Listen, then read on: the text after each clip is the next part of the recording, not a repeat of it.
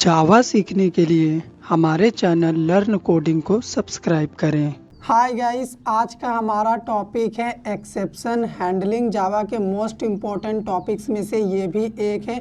मैं इस वीडियो में आपको बताऊंगा कि एक्सेप्शन हैंडलिंग क्या होता है, ऐसा क्या ज़रूरत पड़ा कि एक्सेप्शन हैंडलिंग कॉन्सेप्ट को लाना पड़ा और इसका इम्पोर्टेंस क्या है प्रोग्रामिंग लैंग्वेज में। तो चलिए स्टार्ट करते हैं। सबसे पहले व्हाट इज़ एक्सेप्शन।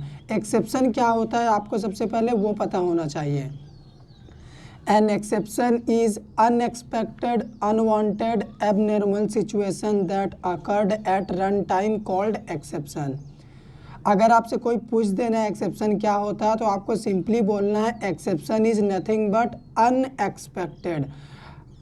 अनएक्सपेक्टेड मतलब जिस चीज़ को आपने एक्सपेक्ट नहीं किया था वो आपके साथ अगर हो जाए तो वो हो गया एक्सेप्शन। अनवांटेड, जो चीज़ आपने चाहा भी नहीं था अगर वो चीज़ आपके साथ हो जाए तो उसे भी बोल सकते हैं एक्सेप्शन।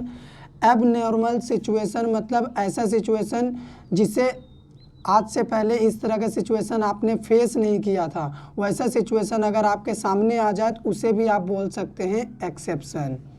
तो यहाँ पे कुछ एग्जांपल्स के थ्रू हम आपको बताते हैं। मान लो हम अपने सिस्टम में काम कर रहे हैं, कोई प्रोजेक्ट बना रहे हैं। मैंने 90% ऑलमोस्ट प्रोजेक्ट बना लिया। उसके बाद क्या हुआ ना, मैंने प्रोजेक्ट को कंट्रोल एस से सेव नहीं किया और हमारा जो पावर था वो कट हो गया। तो अचानक से हमारा सिस्टम बंद हो गया और हमारे सिस्टम में जो भी प्रोग्राम में हम काम कर रहे थे वो प्रोग्राम भी क्लोज हो गया एब नॉर्मल तरीके से।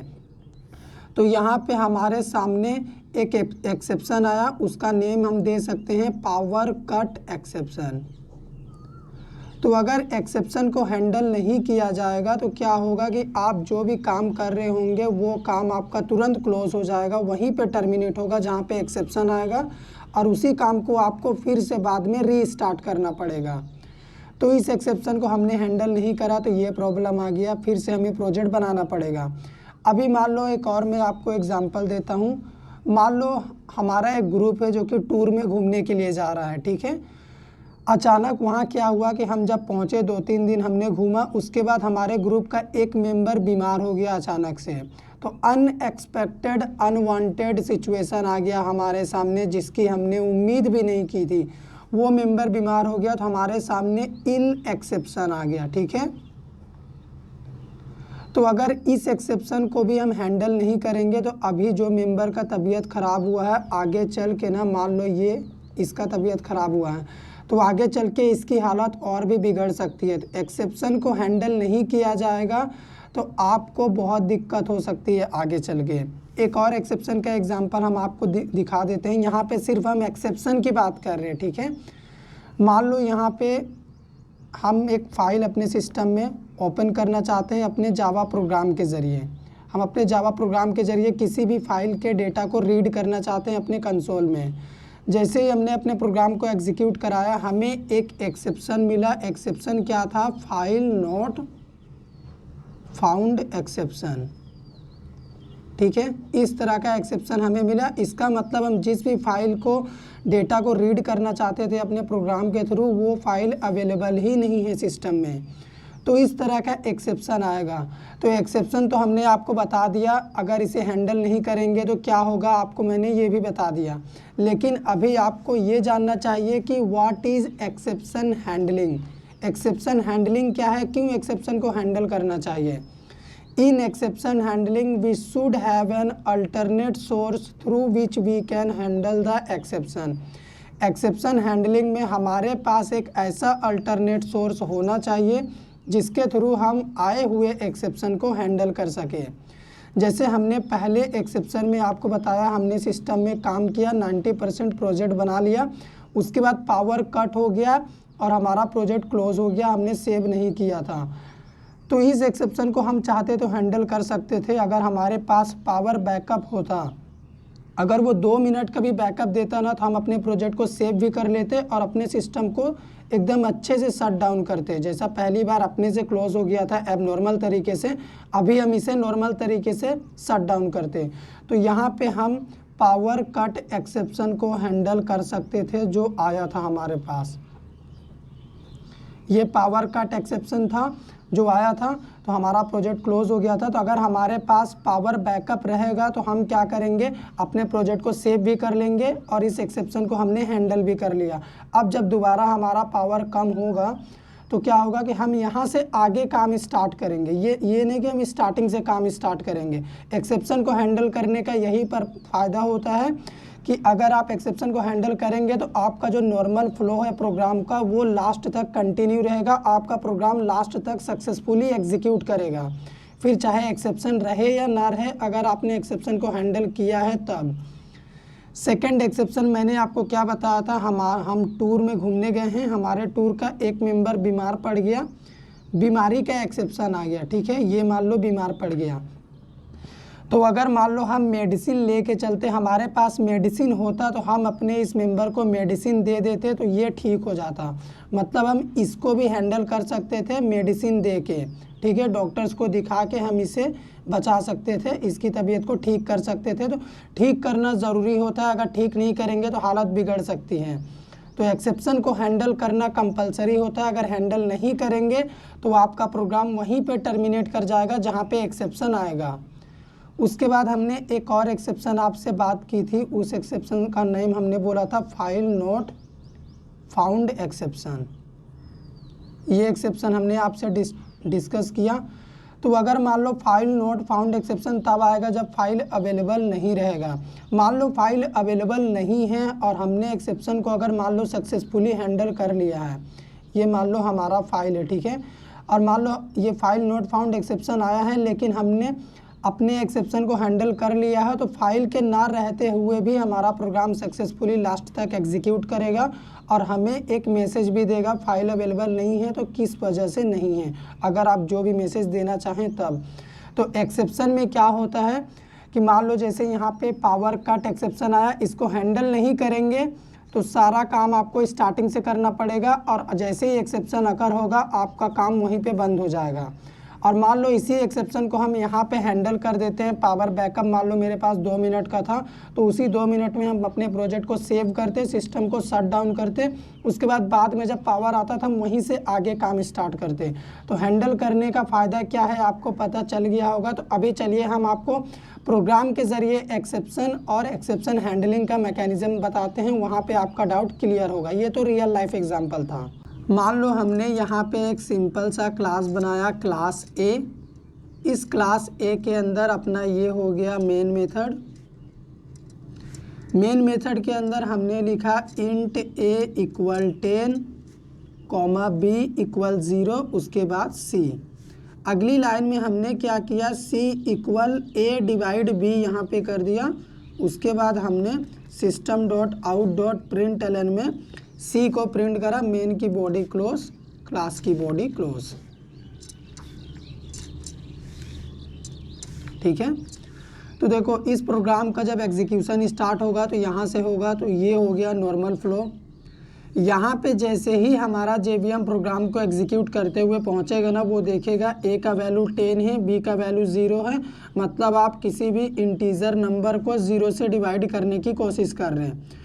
तो मैं आपको बता दूं, आप किसी भी नंबर को 0 से डिवाइड नहीं कर सकते। अगर आप करेंगे तो आपको क्या मिलेगा, आपको मिलेगा एक्सेप्शन।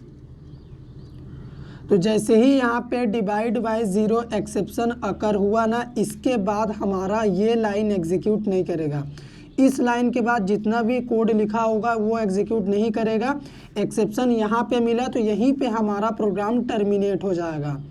तो यहाँ पे जेवीएम को क्या मिला, अनएक्सपेक्टेड, अनवांटेड, एबनॉर्मल सिचुएशन यहाँ पे जेवीएम को रन टाइम में मिला, तो वहीं पे एक्सेप्शन अकर हो गया।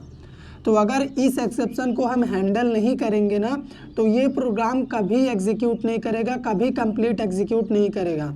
अभी क्या करना पड़ेगा, हमें इस प्रोग्राम को क्लोज करना पड़ेगा। और मान लो हमने दोबारा भी एक्सेप्शन को हैंडल नहीं करा, प्रोग्राम को एग्जीक्यूट कर दिया, सेम एक्सेप्शन हमें यहाँ पे मिलेगा। यहाँ पे बोलेगा आपको अरिथमेटिक एक्सेप्शन आया है क्लास ए में, क्लास का नेम ए है, तो इस तरह से आपको बोलेगा। मैं आपको करके दिखाऊंगा प्रैक्टिकल प्रोग्राम में, आप एरर पढ़िएगा वहाँ पे। तो अभी बात आती है कि इस एक्सेप्शन को हैंडल कैसे करना है। तो जावा ने एक्सेप्शन को हैंडल करने का मैकेनिज्म दिया है। The object orientation mechanism has provided the following techniques to work with exception.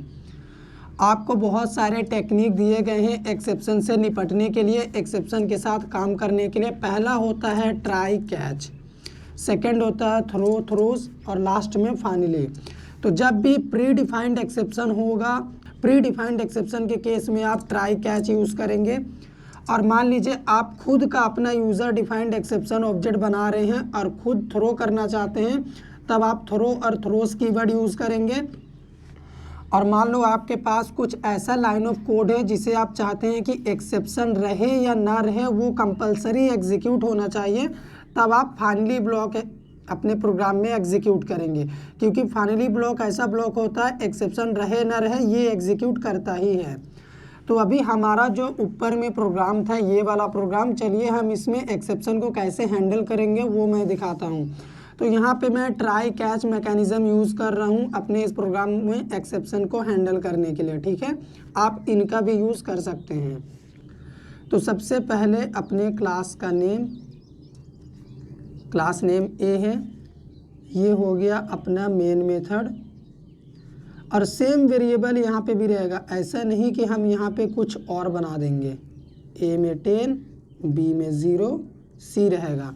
अभी जिस भी लाइन में या फिर जिस भी कोड में हमें जहाँ पे एक्सेप्शन लगे, जैसे मैं आपको दिखाऊं, इस प्रोग्राम में रिस्की लाइन ये वाला रिस्की लाइन है जहाँ पे एक्सेप्शन अकर हो रहा है। तो जहाँ पे एक्सेप्शन आने का चांस है, जो भी रिस्की कोड है, उस कोड को हम क्या करेंगे, ट्राई ब्लॉक के अंदर लिखेंगे। तो यहाँ पे हम लिखेंगे ट्राई, ट्राई एक ब्लॉक होता है, इसके अंदर हम क्या करेंगे, सी इक्वल ए डिवाइड बी लिखेंगे और अपने रिजल्ट को यहाँ पे डिस्प्ले करेंगे। उसके बाद ट्राई ब्लॉक क्लोज हो गया। अब मान लो यहाँ पे एक्सेप्शन आ गया, तो इस एक्सेप्शन को हमें थ्रो करना पड़ेगा। तो यहाँ पे एक ब्लॉक हम बनाएंगे कैच, वो क्या करेगा, हमारे एक्सेप्शन को कैच करेगा। जो भी एक्सेप्शन यहाँ से ट्राई थ्रो करेगा ये क्या करेगा, उसको कैच करेगा। अब यहाँ पे थोड़ा सा कोड लिख देते हैं। कैच ब्लॉक के अंदर क्या होगा, अगर आप पता करना चाहते हैं एक्सेप्शन किस वजह से आ रहा है, एक्सेप्शन का नेम क्या है, तो आप क्या करो, system.out.println में ना अपने इस एक्सेप्शन रेफरेंस ई को प्रिंट कर दो। तो ये बता देगा किस टाइप का एक्सेप्शन यहाँ पे अकर हुआ है। तो यहाँ पे एक बात याद रखना, अगर एक्सेप्शन नहीं आएगा तो ये ट्राई ब्लॉक एग्जीक्यूट करेगा, ये कैच ब्लॉक एग्जीक्यूट नहीं करेगा। लेकिन अगर मान लो एक्सेप्शन आता है, यहाँ पे एक्सेप्शन आया, तो यहीं से हमारा कैच ब्लॉक में ट्रांसफ़र हो जाएगा कंट्रोल, और कैच ब्लॉक एग्जीक्यूट करेगा और इसके आगे ट्राई ब्लॉक एग्जीक्यूट नहीं करेगा। तो एक्सेप्शन आने पे कैच ब्लॉक एग्जीक्यूट होता है, एक्सेप्शन नहीं आने पे ये एग्जीक्यूट नहीं होता है। तो चलिए इसी चीज़ को प्रैक्टिकली हम आपको सब लाइन टेक्स्ट एडिटर में करके दिखाते हैं। तो आप देखो गाइस, हमने क्लास टेस्ट नाम का एक क्लास बनाया है, ये हो गया हमारा मेन मेथड। सबसे पहले हमने एक मैसेज दिया है मेन मेथड स्टार्टेड, उसके बाद हमने इंट ए नाम का वेरिएबल में 10 वैल्यू रखा है, बी में हमने 0 रखा है, सी नाम का वेरिएबल हमने डिक्लेयर करके ऐसे ही यहाँ पे फिलहाल छोड़ दिया। उसके बाद हमने ए डिवाइड बी किया है, इसका मतलब ये हुआ कि हम यहाँ पे क्या कर रहे हैं, 10 डिवाइड 0 कर रहे हैं। तो ये रिजल्ट जाके स्टोर हो रहा हमारे वेरिएबल सी में, ठीक है। उसके बाद हमने सी को प्रिंट करा है और लास्ट में एक मैसेज दिया है मेन मेथड स्टार्टेड। यहाँ पे हम क्या करेंगे, यहाँ पे मैसेज को हम थोड़ा सा बदल देंगे, मेन मेथड होगा एंडेड, ठीक है। तो इसका हम आपको रिजल्ट दिखाते हैं, फिर समझाते हैं क्या हो रहा है।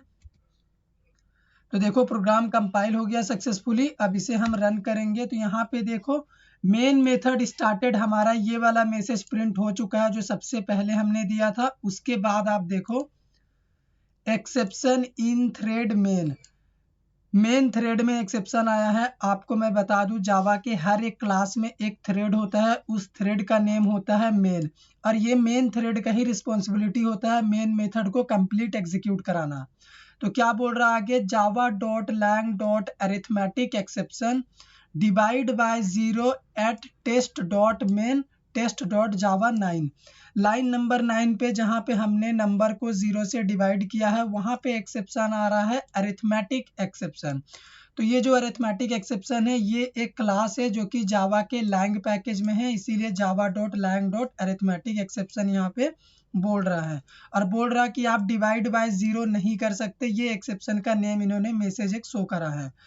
तो जब भी एक्सेप्शन आता है ना, तो जहाँ पे एक्सेप्शन आएगा वहीं पे आपका प्रोग्राम टर्मिनेट हो जाएगा। आप देखो यहीं पे लाइन नंबर 9 पे ही हमारा प्रोग्राम टर्मिनेट हो गया।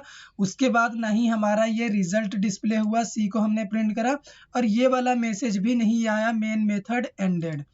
तो एक्सेप्शन को अगर हैंडल नहीं करेंगे तो इसी तरह का प्रॉब्लम आएगा। अभी हमारे पास एक ही रास्ता है प्रोग्राम को क्लोज करना, ठीक है। तो अभी इस एक्सेप्शन को हैंडल करना होगा हमें। तो अभी आप बोलोगे कि एक्सेप्शन को हैंडल हम क्यों करते हैं, इंटरव्यू में ये क्वेश्चन पूछा जाता है। तो एक्सेप्शन को हम हैंडल इसलिए करते हैं ताकि हमारे प्रोग्राम का जो नॉर्मल फ्लो था वो मेंटेन रहे, नॉर्मल एग्जीक्यूशन प्रोग्राम का वो मेंटेन रहे, हमारा प्रोग्राम लास्ट तक सक्सेसफुली एग्जीक्यूट करे, लास्ट लाइन भी इसका एग्जीक्यूट हो, फिर चाहे एक्सेप्शन रहे या ना रहे। तो यहाँ पे देखो एक्सेप्शन इस वाले लाइन में आया है ना, जो भी लाइन रिस्की कोड है जहाँ पे एक्सेप्शन आ रहा है उसे हम ट्राई ब्लॉक के अंदर लिखेंगे, उस कोड को हम ट्राई ब्लॉक के अंदर डालेंगे, क्योंकि उस कोड में रिस्क है तभी तो वहाँ पे एक्सेप्शन अकर हो रहा है। तो हमने लिख दिया ट्राई ब्लॉक के अंदर। अब हम क्या करेंगे, एक और ब्लॉक बनाएंगे, कैच ब्लॉक। ये क्या करेगा, जो भी एक्सेप्शन यहाँ से थ्रो होगा ट्राई ब्लॉक से, कैच ब्लॉक क्या करेगा, उसे कैच करेगा। तो यहाँ पे हम एक्सेप्शन सुपर क्लास यूज कर रहे हैं और एक रेफरेंस वेरिएबल का नेम हमने ई ले लिया। यहाँ पे आप कुछ भी नेम ले सकते हैं। तो अगर आप जानना चाहते हैं एक्सेप्शन का नेम क्या है, एक्सेप्शन क्यों आ रहा है, तो आप सिंपली क्या करो, system.out.println में ई को प्रिंट कर दो। तो यहाँ पे हमने एक्सेप्शन को हैंडल कर लिया है। तो अभी देखिएगा प्रोग्राम में ये लाइन भी रिजल्ट में आएगा। अगर एक्सेप्शन रहेगा तो ये डिस्प्ले करेगा, यहाँ पे एक्सेप्शन का रीजन हमें बताएगा, और लास्ट में हमारा ये वाला लाइन भी एग्जीक्यूट करेगा, मेन मेथड एंडेड। मतलब प्रोग्राम हमारा लास्ट तक सक्सेसफुली एग्जीक्यूट होगा, क्योंकि हमने एक्सेप्शन को हैंडल कर लिया है अभी। तो आप देखो सबसे पहले मेन मेथड स्टार्टेड, हमारा सबसे पहला मैसेज। उसके बाद सेकेंड लाइन में देखो java.lang.arithmetic exception divide by zero. ये इसलिए दिखा रहा है ये मैसेज क्योंकि हमने एक्सेप्शन रेफरेंस ई को यहाँ पे प्रिंट करा है।